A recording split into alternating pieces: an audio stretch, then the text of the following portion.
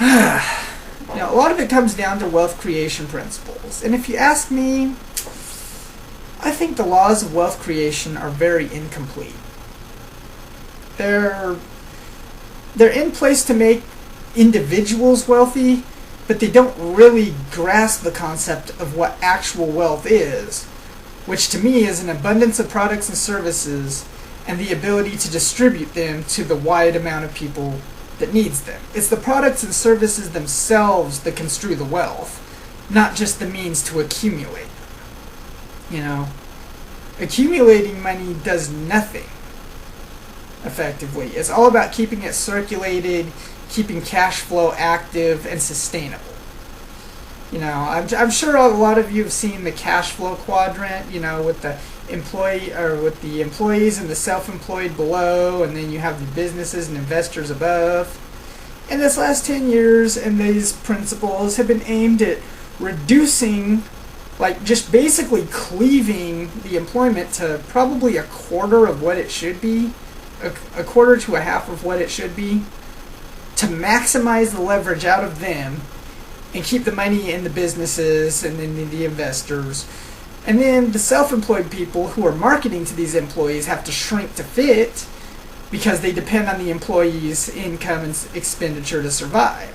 So we have a financial structure that's top-heavy, unbalanced, and has very narrow, a narrow foundation to begin with. And then the missing part of this equation is consumer spending, which is a foundation under all of it. And then 80% of that comes from employees' ability to earn and spend.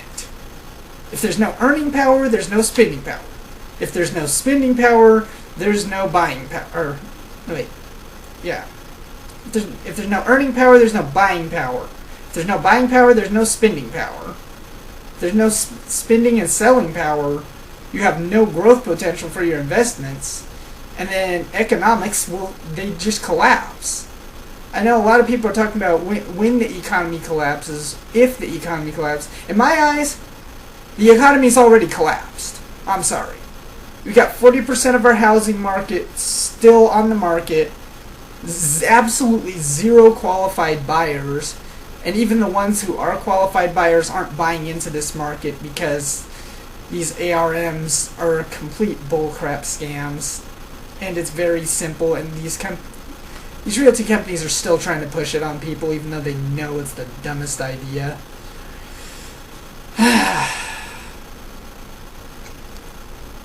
We got software piracy, media piracy out the ass. And that's the other thing. I notice a lot of our generation has been taught, chase your dreams, don't worry about tomorrow. Don't worry about the money. The money will just magically happen. No, the money doesn't just magically happen. I'm all behind chasing your dreams, but pretending money doesn't exist and doesn't matter is the worst advice any of us can be taking right now. Nobody has been teaching us the value of a dollar, and it shows. It shows in the way our economics are. It shows in how much work we're doing and what our lifestyles are actually like. I've never seen a bigger pool of brighter, more talented people in history since maybe the Renaissance. We're having a technological renaissance right now, and we're all just barely scraping by. There's something really wrong with that.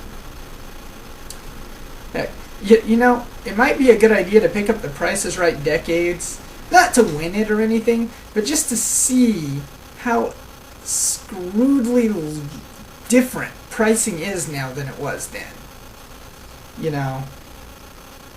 Anyone that grew up watching Price is Right in the 70s and the 80s, we would hear about retirement plans and pensions, and these days, I kid you not, I will have someone seriously go, pension? What's that? 401k plans, they're a big old screwball too. I'm sorry, they are. $1 million when I retire, I will be lucky if that gets me a used vehicle.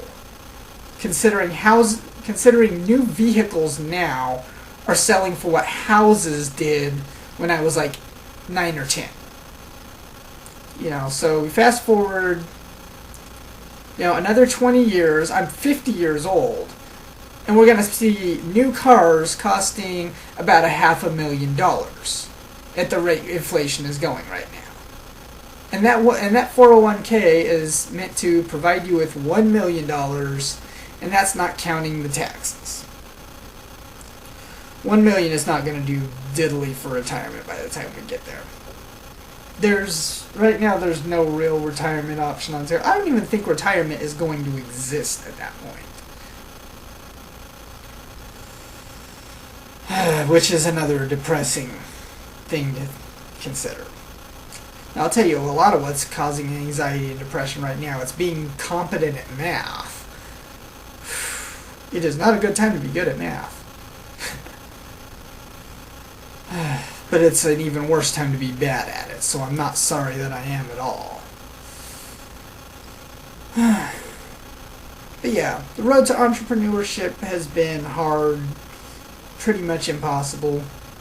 I've tried to do some indie development stuff in the meantime, like some software development, because I started that on a hobbyist level at like 14, 15. And design-wise, I have it down. Art and music, I can fuddle well enough to make it happen. Programming, for some weird reason, just seems to be kicking my butt, even though I'm good at math and logic. It's like it always seems to do something that I'm not expecting it to do. Got a small little group going together around town right now, trying to start an indie software development group, as mentioned, for one of these other entrepreneurships, which right now, yeah, it's a total garage fest. It's not licensed or anything. It hasn't been named. It's that sort of thing you need all your expenses up front. It's a total risk, and all of your income comes at the very end after all the work.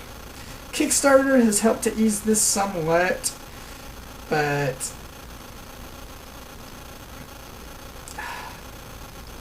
at that point you have to get far enough that you have something promising to show before you even put one out. If someone doesn't have something to show before they start a Kickstarter, they're money grubbing.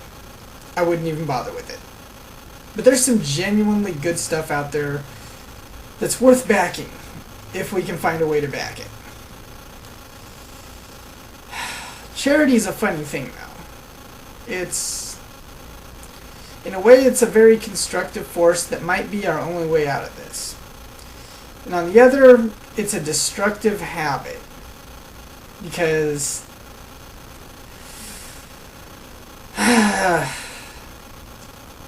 if we get in the habit of continually acting like we're poor, then no amount of money is going to fix the mentality that we're poor.